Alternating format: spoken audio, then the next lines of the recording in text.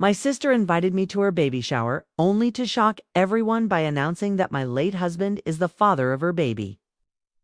And then she had the nerve to demand half of my inheritance. So I calmly pulled out some documents that made her go pale. And now our parents are caught in the fallout. Life can change in a heartbeat. One moment, you're 32, happily married, and mapping out your future. The next, you're a widow, choosing a cremation service because your husband's body was too damaged for an open casket. That's what happened to me 6 months ago. My husband, James, died in a car crash that left me drowning in grief. Just trying to find my footing in this strange new reality.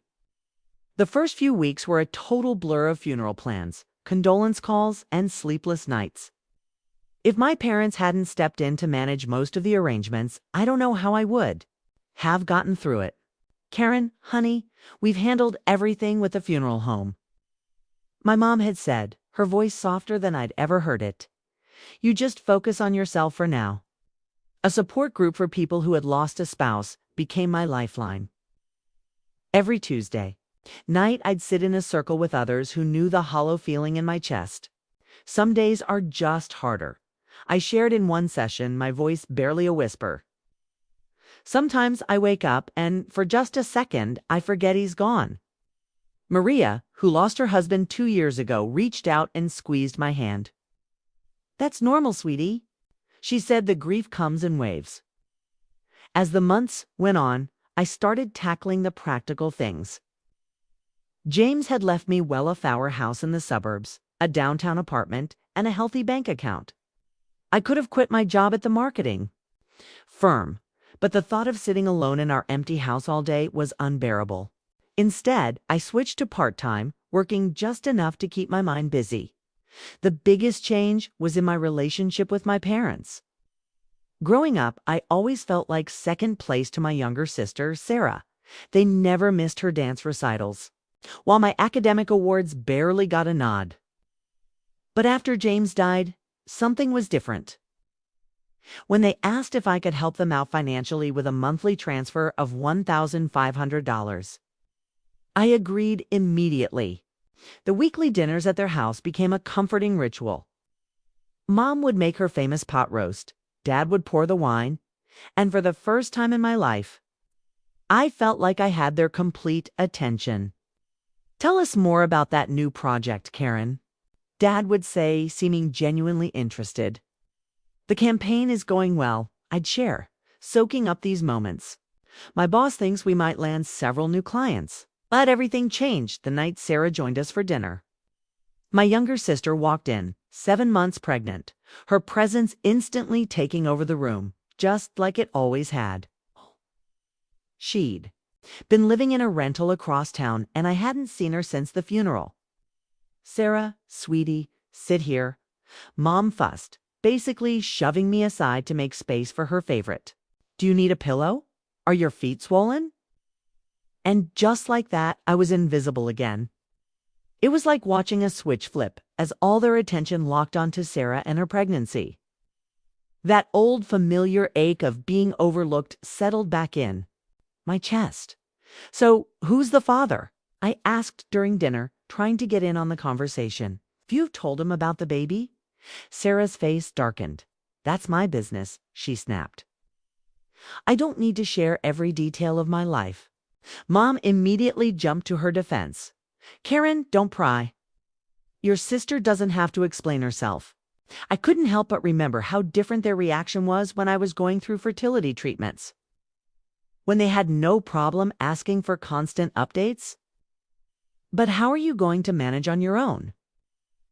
I pressed at another dinner, watching her pile a second helping onto her plate. Babies are expensive. Sarah just waved her hand dismissively, that familiar smirk on her face. Don't worry about my baby. We won't need anything from anyone. Got it all figured out. I should have paid more attention to that mysterious smile. Sarah was always dreaming up get-rich schemes that went nowhere. Trust me, she said, patting her belly with a confidence that should have been a red flag. This time, everything's going to work out perfectly. Dad beamed at her as if she'd just cured cancer. That's my girl, always landing on her feet. I took another bite of pot roast, trying to swallow the feeling of being second best. The call from Sarah came on a Tuesday morning. I was at my desk when her name lit up my phone. I almost let it go to voicemail, but something made me answer. Karen, her voice was syrupy sweet, a tone she only used when she wanted something. I'm having my baby shower next weekend at Mom and Dad's. I'd really love it if you could come. The invitation caught me by surprise. Are you sure? I asked, unable to hide my shock. Of course, she laughed, though it sounded forced. You're my only sister. Wouldn't be right without you. Plus, I have something special planned. Something in her tone made my stomach tighten. But I pushed it aside. I'll be there, I promised. The next Saturday, I arrived at my parents' house with 2 wrapped gifts. The place looked like a pastel bomb had gone off. Pink and blue balloons and streamers were everywhere. Trust Sarah to turn this into a spectacle. She'd invited half the town. Aunt Margaret was there, Mom's bridge club was on the sofa, and Sarah's old college friends were gathered by the punch bowl. Time for games, Sarah announced, wading through the crowd in a flowing maternity dress. She was glowing, but there was a predatory glint in her smile that made me uneasy. Her eyes kept finding mine across the room. After the gifts were opened, Sarah held up the blanket I'd given her and then clinked her glass for attention. The room went quiet and my heart started racing. I want to thank everyone for coming, she began, one hand on her belly. But there's something else I need. To share, I think it's time everyone knew who the father of my baby is. Her eyes locked onto mine, and in that instant, I knew. I knew before she said the words. The father, she said, her voice ringing through the silent room, is James Wilson, Karen's late husband. The world tilted. Through the roaring in my ears, I could hear gasps. But what hit me the hardest was the lack of surprise on my parents' faces. They knew. Before I could process it, Sarah was speaking again, her voice dripping with satisfaction as she turned to me. As James's baby is his only heir, I'm entitled to half of everything he left you. Karen, the house, the apartment, the money, my child, deserves their father's inheritance. The room spun. Then Mom and Dad stepped forward, flanking Sarah like bodyguards. Karen, Dad said in his stern business voice, you need to do the right thing here. I found my voice, though it came out as a rasp. You're lying. All of you. Oh no. Sarah's smile turned cruel as she pulled out her phone. Then how do you explain these? There they were, James and Sarah wrapped in each other's arms, kissing in a hotel room. Another photo showed them holding hands at a restaurant. I didn't recognize. He was planning to leave you for me, Sarah declared. Then she choked up, tears streaming down her face. Then the accident happened. I couldn't breathe. I grabbed my purse and stumbled out the door. My phone started buzzing as soon as I got home. Sarah was sending me screenshots of her texts with, James, I don't love her anymore. We'll tell everyone after the divorce. You're the only one I want. Message after message, each one a knife in my heart. The timestamps showed their affair had been going on for months. While I was going through fertility treatments, thinking I was the problem, the first call from my parents came at 7 a.m. Karen, you need to be reasonable, Dad started. The sooner you agree to split the inheritance, the easier this will be. The casual entitlement in his voice made my blood boil. Easier for whom? For all of us, Mom chimed in. When did you know? I whispered. There was a pause. We've known for a while, Mom finally admitted. James confided in us about 6 months before the accident. 6 months. They knew for 6 months. Traitors, the word fell from my lips. All of you. I hung up, blocked their numbers, and immediately canceled the monthly transfer to their account. 2 weeks passed in a fog. Then came Sarah's email. She'd sue if I didn't voluntarily give up half of everything. A week later, a court summons arrived. Sarah was suing for half of James's estate.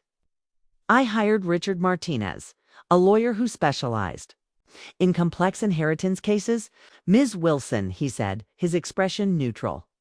I have to be honest. Your sister has compelling evidence. Text messages, photos, witness statements from your own parents. The courts tend to be sympathetic to a biological child. I was still reeling from this when my phone rang that evening. Unknown number. Hello. Is this Karen Wilson? A woman's voice asked. Elizabeth Parker. James's mother. The world tilted again. That's impossible, I whispered. James was an orphan. Another one of his lies, I'm afraid. Her voice was bitter. Would you be willing to meet? There are things you need to know. We met at a small cafe the next day. The resemblance was uncanny. James had her eyes, her smile. Was at the funeral, she said quietly. Back row, black veil. I couldn't bring myself to approach you. James and I hadn't spoken in years. Why are you coming forward now? I asked. She reached into her handbag and pulled out a manila envelope. Because I heard what your sister is claiming, and I can't let another woman suffer from my son's lies. With trembling hands, I opened it. Inside were medical records from Boston General Hospital, dated 10 years ago. My eyes scanned the document, and the blood drained from my face. Complete azoospermia, permanently sterile. No possibility of natural conception. The clinical terms hit me like a ton of bricks. All those years of fertility treatments, the self-blame had all been a cruel charade. In the courtroom, Sarah played the part of the grieving almost widow perfectly. When she took the stand, she described her great love affair with James. All I want is what's fair for my son, she declared, her voice breaking. My lawyer waited until she finished. Your Honor, he said, I'd like to submit evidence that proves Ms. Thompson's entire claim is fraudulent. He presented the hospital records. Sarah's composure shattered. Those are fake, she shrieked. She forged them. Your Honor.